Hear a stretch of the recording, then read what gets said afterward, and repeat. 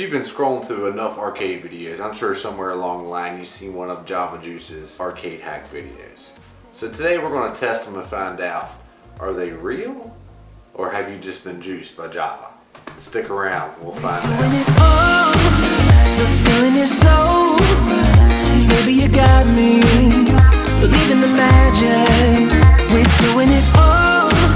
The feeling is so, maybe you got me, believe in the magic. Well guys, guess what? I'm putting another video out, so that means I'm still around. Before I get into today's video, which is going to be actually suggested about comments left by you all from my last video, I just want to say briefly thank you all so much for all the kind comments. They mean more than what you could even imagine. They were so heartfelt and meant so much, and it made me feel like crap for even wanting to let this channel go. Even though I have the other channels that I'm working on, I'll definitely continue to work with this channel. But what are we going to do today? Well, it's kind of going to be a new series. Pretty much what this series is going to be is I've called out a few YouTubers. I called out a few people in the arcade community for doing fake scams, fake hacks, whatever you want to call it. Just pretty much taking advantage of the clickbait. But you know what? I'm just going to take this one step further. From now on, I'm going to start a series where I just pretty much take their hacks that they say work, and you pick. You leave me a comment below. Today we're doing Java Juice. I think I'm saying his name right. Now Java Juice, just in case you don't know, he's this real small YouTuber, about 5 million subscribers. A little while back he started a series where, I don't know, it was like 4 or 5 videos. Got really a lot of attention, like 4 or 5 million different views, talking about 100% guaranteed arcade hacks that were just totally, well, I'll tell you what, we'll just leave it to the end of the video to make up your own mind. Now, this is not a personal attack against him. I don't know him. He's very successful. He's got 5 million people that like him and enjoy him. So therefore, he is doing something right. Only thing I'm talking about at this point is his hack series that he came up with.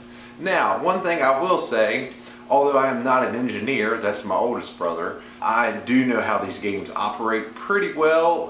Again, not to be redundant, but if this is the first time you ever watched a video, I'm an arcade owner, crane route owner, and did own a family center. So I have plenty of knowledge of how these machines work, inside and out. So what we're going to do is we're going to take whatever suggestion, who I have a pretty good feeling I think I know who's going to be the next one on the list. I say no names, I'll leave that to you all. But whoever's hacks that you want to try, whatever they say, I don't care what it is, it could be legit ones, I'll try it. I'll be 100% completely honest with you, and maybe a little bit of fun along the way as well. But so today's topic is Java Juice. I'm probably not saying it right, it's like G-A-U-V-E, I don't know what you, Guava, Java Juice, I'm gonna call him Java Juice, which to me is pretty funny because Java is what we call coffee, so it's like an oxymoron, Java Juice, unless it's coffee juice. Probably his name, and I'm probably a dick. Anyways, so he came out with about 4 or 5 videos, maybe more, maybe less, I don't know. It's just what I've seen. If you look up arcade hack, it's the first videos you see. And the other ones are going to be his friends. Isn't that pretty cool how that works with YouTubers? Not only do you get famous, but your buddy that helps you film, they get famous too.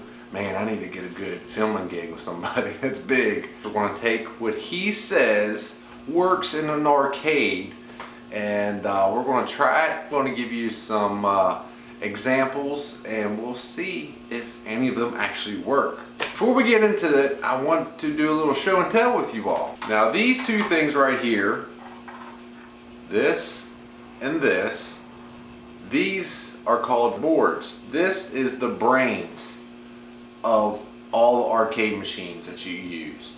This coin pusher has one, that sports arena has one, but they're all operated with this thing, and it pretty much has an in and an out. That's essentially how it works. They're not too complex. Now I could go through here if you wanted and give you a first-hand tour of what every one of these pieces do, but I don't think you really care. And if you do, leave me a comment, and maybe I'll do another series about that. But pretty much, it's pretty self-explanatory. Now, what's the importance behind this? Because this is what, you know, an inanimate object. This thing doesn't have feelings. This thing doesn't have its own personality. This thing can't just change as it wants to. Pretty much when it comes out, the back of here, this thing that looks like a busy highway at intersections, it is programmed by a company. How the factory sets this thing up, how the engineers set these boards up is pretty much, well, it's not pretty much, it's exactly how it's going to stay, unless you do something, unless you have the knowledge to come in here and solder and put your own a different piece. Essentially, it is what it is. It's not going to change one way or the other. The reason why that's important, we'll get to it in a second, but I just wanted to kind of give you an idea of how it works. Now this thing right here that you see, this knob that turns, this is actually a volume button. This turns the volume up and down. Some of them are actually the claw strength. They have the claw strength adjustment on where you can make it stronger or weaker. So if you go to a weak claw at one point, then you come back a couple days later and strong, that would mean it's not, unless it's a new game that has a payout that's programmed into the board, that would mean that the vendor came and turned it up a little bit. Now, see this little switch button right here? Now keep in mind, this is an old board. This board actually came off an old Big Choice. The newer boards are a lot more complex, but it's the same principle. Nothing has changed, just a lot more parts to it. But it's this button that goes up and down, that's how you get it into program mode. So the vendor could come along, go down, and I'll show you what he has to do from that point. But unless you actually come in here and physically hit this switch on this particular one, now all of them are different, I'll show you a different one. There's no way to get this thing into program mode, maintenance mode, or anything else that Java says. But let's dive in a little bit deeper and let's see what he says works for these things. Alright, so there's plenty of different techniques that he tries. One of them, or one of the most popular ones that I've seen on his channel, was where he'll come up to a lock, the lock itself, and this one doesn't have locks on it, but he comes up to the lock, he holds in a lock, or whatever, it's the twistable or whatever kind, he'll push on it, let it say it's popping out, he'll come up to certain points on the machine, and one here, push one here, and one here, and say he got it into maintenance mode. Now keep in mind, I need you to understand something. This thing here is a cabinet that was built. All it is a cabinet. It's an inanimate. It's just an object. This thing doesn't have feelings. I can't ask this thing out to prom. I can't come up and become best friends with it. It really doesn't matter if I do this. Sports Arena, I love you so much. Please let me win. Please, Sports Arena. Or this. I know I haven't known you that long. Will you marry me? Would you kindly be my partner in crime if you just give me a prize? Brick. I will kick your freaking butt. You think I won't come in here and I'll rip you ball by ball? Give me my prize now. All right, so you pretty much, you get what I'm saying. It really doesn't matter. This thing is not going to respond to you. It doesn't have emotions. You can get mad and beat it with a baseball bat if you want. Understand pretty easy. What he's telling you, what he's saying is, I'm not even 100% sure if he was doing this to be serious or if this was just an all gag, or maybe he was doing it to make fun of arcade channels. Irregardless, people took what he said out of that and used it thinking that they were real. And that's the whole point what I'm saying. That whole clickbaity, what the title says is definitely not the truth, is what's got to me personally. So just remember, if I don't know the guy, apparently again, he's got plenty of subscribers, nothing against him. Personally, this is just that little shorts series that he started. We're going to try to prove one way or the other. So just understand, it doesn't matter where you hit a machine whatsoever. It doesn't matter how many times you tap it. It doesn't matter if you come up and you love it. It doesn't matter if you caress it. It doesn't matter if you tell it looks good in a certain color or it's losing weight. It's not going to do nothing. There's nothing to be done.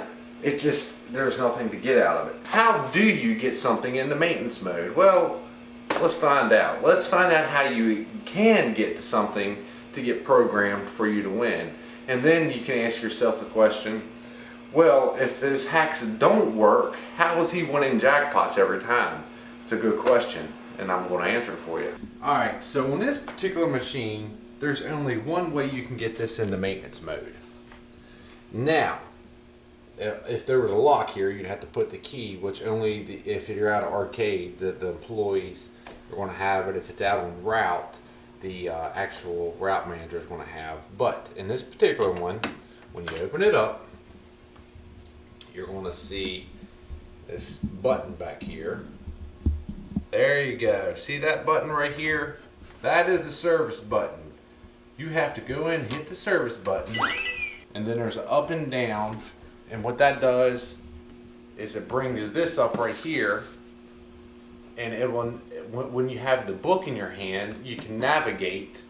And on this particular game, what you can do is go into let me back out, each carousel and program when you want it to win and the difficulty.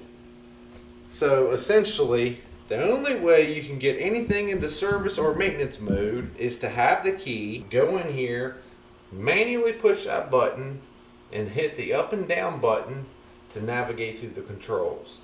Nothing inside of here is going to get you to that unless you actually hit that button, which then service mode does on machines that are newer. Well, that sports arena is actually not new, but it's newer than the big choices. It's basically flicking that thing on and off, kind of like that does, and it's making it able to be programmed, able to change. That is the only way. Alright, so now you might be asking yourself the question, okay, if that didn't work, then how is he able to win the jackpot every time? Was he filming until he actually won, or was there more to it? Well, there's actually more to it. I can't speak for everything. I wasn't there when he did it, but if you notice when he hit, if you go, I don't even know if you've ever seen it, but if you do go back and see what I'm saying, on one of them he goes up to one of the push, I can't remember the exact name of it, which is horrible because I got to order them all the time, but the push-in locks where once you unlock it, it pops out and then it twists open. It was open because normally in a lock position it would stay flat and it doesn't go anywhere. So when he pushed it and it popped out, then able to twist, that means there was a maintenance person or there was a person at the arcade that he was at that he knew that was able to get in there, and you can set it up to, obviously you can set it up however you want to at that point once you're in there. So basically it was just trickery. It was keen, worked good, funny I guess, but just know that's all it is, just trickery. So that was the dead giveaway. Obviously if you have someone that works at the arcade that's following you around with the key, you can go and win on anything that they have at that point, because all of them have a test mode. Claw machines have a test mode where you come in, hit free play, put it on maximum strength just to make sure that everything is operating correctly. That's all he was doing with that. So let's get into the last thing that he says to get into maintenance mode, outside of coming up and caressing old Susie here and telling her how good she looks and her lights are really making her look pretty. The other last thing that I've seen a lot of other YouTubers trying is the button tap.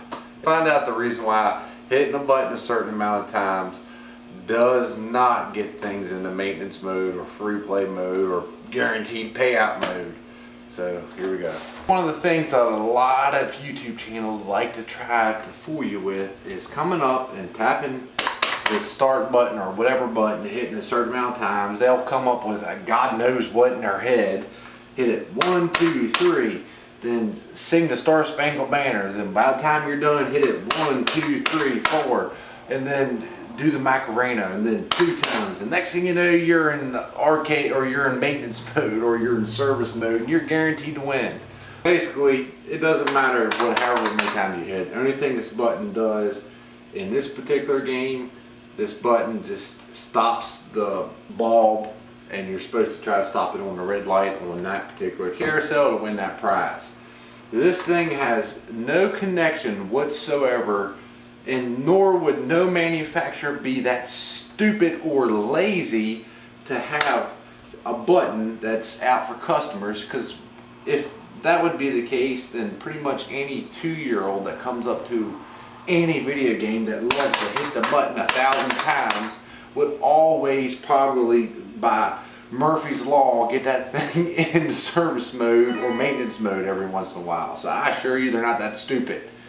So what happens is you put this one's 50 cents, you put it in. If there's a coin mech, which it's not in here because I've gutted this thing of everything, it engages this button down here. Once it hits it twice, it puts it into play mode. The only thing that this button does is stop it. That's it. There is no connection whatsoever to a play button, stop button, doesn't matter what it is, what game it is, to getting this thing engaged into that. Impossible. Now, I know there's going to be someone, because there's always someone that wants to be a prick. There's someone that's either fiddled with games or maybe has their own arcade and going to come in and say, well, this button also can be used once you're in service mode to make your selections. And yes, you're 100% correct. Sometimes these buttons do multitask. A lot of my games are like that. Instead of having to reach inside and hit up and down like the older ones do, you can do it off of this. Once it's into service mode, this thing can move up and down. It just depends on the controls, or some of them have arrows, and you can navigate through it. So yes, you're 100% correct. But the point is not how every game is functioned once it's in maintenance mode or service mode. It is how you get it into maintenance or service mode. And the facts are the facts. It doesn't matter if you take a picture of something. It doesn't matter if you come up with bright lights. You're not fooling anything, because this thing, there's nothing to be fooled. This is nothing no more than just a board. You know how computers work, ones and zeros. It's all they know. All the technology that they've ever done just reads ones and zeros. They literally know only 2 things, and they take those 2 things and turn it into a lot of cool things. But there ain't no difference with this. These things, it literally only knows what it's programmed to know. There's nothing that's going to come in to trick it unless you can actually get the key and get into here. Now once you're into here, if you have permission, you can do a lot of things. If you don't know what you're doing, you can do a lot of messing up things. If you got in here illegally, you just vandalized someone's equipment. So now that we got that figured out, let's wrap this up. So pretty much, I'm not trying to attack a certain person in their channel or what their motives were, because I'm not in their head, and honestly I'm glad I'm not in their head. I'd like to be in their wallet and get some of their money they're making off of what's in their head. I just want to just show you, instead of just bitching about something, instead of just saying I can't believe these people are doing it, then let me just show you the facts behind it if you're interested in it. And again, like I said, I have a pretty good idea who you want me to test next. But whoever you want me to test, I don't care. Just leave me a comment below. Majority rules. Whoever gets the majority of the vote will be the next person I do a video on. What I'll do is, even if it's tough for me to do, and sometimes it is tough for me to do, I will go through their channel, watch everything that they say is a hack, and we'll review it. And I'll show you one way or the other whether it's true. If it's true, hey, I'll give them the credit for it and I'll show you. If it's not true, I'll explain it to you, just like this. But I can just sum it up for most of everybody just that says they have hacks. Remember this. Remember this board. Remember, it doesn't have a brain. It is just a board, a PCB, whatever style board it is, that was made by engineers of a company when they were designing the game. They're all the same. If something goes bad with one of them, I can call the company, and they will send me an exact replica of it. It doesn't need to be, all the stuff needs to be programmed into it. Now it'll be back in factory mode, so you have to reset the settings on it. But just remember, always use this, the trust system. Always use your brain. If it's too good to be true, probably is too good to be true. But again, this is not an attack against Java Juice. This is not nothing against him. This is just, he is the #1 person, mainly because of the audience that he has. So I'm sure there's a ton of children or maybe adults that are out there thinking that that stuff actually works. It would be nice if they're going to do videos like that, they should put a disclaimer somewhere at the beginning, at the end, whatever, saying, hey, this was a joke, none of this actually works, this is just for pure entertainment only. That way you can kind of get the idea behind it, but they don't. So because of that, I will have a new series to do. Thank you for everything that you do. Thank you so much for being a part of this channel. Again, got a bunch of cool stuff coming up. Can't wait to get it and show it to you all, and got a lot of new quality stuff coming up for y'all. Guys, thank you so much for watching. No matter where you're at in the world, I hope you have the best day ever. Thanks for watching, guys. Talk to you soon.